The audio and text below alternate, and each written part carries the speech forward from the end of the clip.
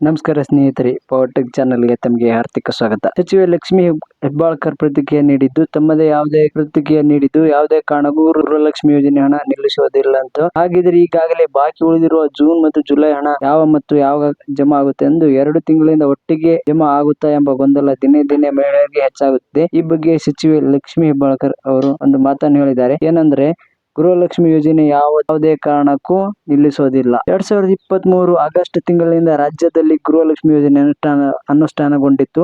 ಈ ಯೋಜನೆಯಡಿಯಲ್ಲಿ ಸುಮಾರು 1.18 ಕೋಟಿ ಮಹಿಳೆಯರು ಹೆಸರು ನೋಂದಣಿ ಮಾಡಿಕೊಂಡಿದೆ. ಕಳೆದ 10 ತಿಂಗಳಿಂದ ಈ ಯೋಜನೆ ಹಣ ಬರುತ್ತಿದೆ. ಅದೇ ಕಳೆದ ಜೂನ್ ತಿಂಗಳಿಂದ ಬರಬೇಕಿದ್ದ 11ನೇ ಮತ್ತು ಜುಲೈ ತಿಂಗಳಿನ 12ನೇ ಕಂತಿನ ಹಣವು ಜಮಾ ಆಗಿಲ್ಲ.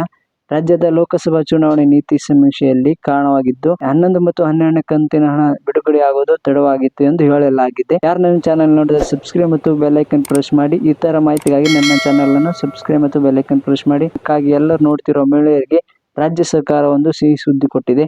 ಆಗಸ್ಟ್ ಮೊದಲ ವಾರವೇ ಜೂನ್ ಜುಲೈ ತಿಂಗಳ 2 ಕಂತಿನ ಹಣ 4,000 ಒಟ್ಟಿಗೆ ಜಮಾ ಆಗಲಿದೆ ಎಂದು ಮಾಹಿತಿ ಬಂದಿದೆ. ತಾಂತ್ರಿಕ ಸಮಸ್ಯೆಯಿಂದಾಗಿ ಕಳೆದ 2 ತಿಂಗಳಿಂದ ಗೃಹಲಕ್ಷ್ಮಿ ಹಣ ಬಿಡುಗಡೆ ಆಗಿಲ್ಲ. ಇದೀಗ ತಾಂತ್ರಿಕ ಸಮಸ್ಯೆ ಸರಿಪಡಿಸುವ ಕೆಲಸ ಮಾಡಲಾಗುತ್ತೆ, ಅಂತಿಮ ಹಂತಕ್ಕೆ ಬಂದಿದೆ. ಈ ಹಿನ್ನೆಲೆಯಲ್ಲಿ ಆಗಸ್ಟ್ ಮೊದಲ ವಾರವೇ ಖಾತೆಗೆ ಹಣ ಜಮಾ ಆಗುತ್ತದೆ ಎಂದು ಲಕ್ಷ್ಮಿ ಹೆಬ್ಬಾಳ್ಕರ್ ಅವರು ತಿಳಿಸಿದ್ದಾರೆ. ಈ ಬಗ್ಗೆ ಸ್ಪಷ್ಟೀಕರಿಸಿದ ಲಕ್ಷ್ಮಿ ಹೆಬ್ಬಾಳ್ಕರ್ ಅವರು, ಗೃಹಲಕ್ಷ್ಮಿ ಯೋಜನೆ 3-4 ತಿಂಗಳಿಂದ ಬರುತ್ತಿಲ್ಲ ಎನ್ನುವ ಮೇ ತಿಂಗಳಿಂದ ಗೃಹಲಕ್ಷ್ಮಿ ಹಣವನ್ನು ಹಾಕಿದ್ದೇವೆ. ಆದ್ರೆ 11, 12ನೇ ಕಂತಿನ ಹಣವು ಹಾಕಲು ತಾಂತ್ರಿಕ ದೋಷ ಎದುರಾಗುತ್ತಿದೆ. ನನ್ನ ಚಾನೆಲ್ ನೋಡ್ತಾ ಇದ್ದರೆ ಸಬ್ಸ್ಕ್ರೈಬ್ ಮತ್ತು ಬೆಲ್ ಐಕನ್ ಪ್ರೆಸ್ ಮಾಡಿ. ಈ ತರ ಮಾಹಿತಿಗಾಗಿ ನನ್ನ ಚಾನೆಲ್ ಅನ್ನು ಸಬ್ಸ್ಕ್ರೈಬ್ ಮಾಡಿಕೊಳ್ಳಿ. ಮುಂದಿನ 8 ಮತ್ತು 10 ದಿನ ಒಳಗೆ ಗೃಹಲಕ್ಷ್ಮಿ ಹಣ ಫಲಾನುಭವಿಗಳ ಮಹಿಳೆಯರ ಖಾತೆಗೆ ಜಮಾ ಆಗಲಾಗುವುದು ಎಂದು ಈ ಯೋಜನೆ ಮಹಿಳೆಯರ ಚುನಾವಣೆ ಪೂರ್ಣದಲ್ಲಿ ರಾಜ್ಯದ ಮಹಿಳೆಯರಿಗೆ ಈ ಭರವಸೆ ನೀಡಲಾಗಿತ್ತು. ಹಾಗಾಗಿ ಯಾವುದೇ ಕಾರಣಕ್ಕೂ ಗೃಹಲಕ್ಷ್ಮಿ ಯೋಜನೆ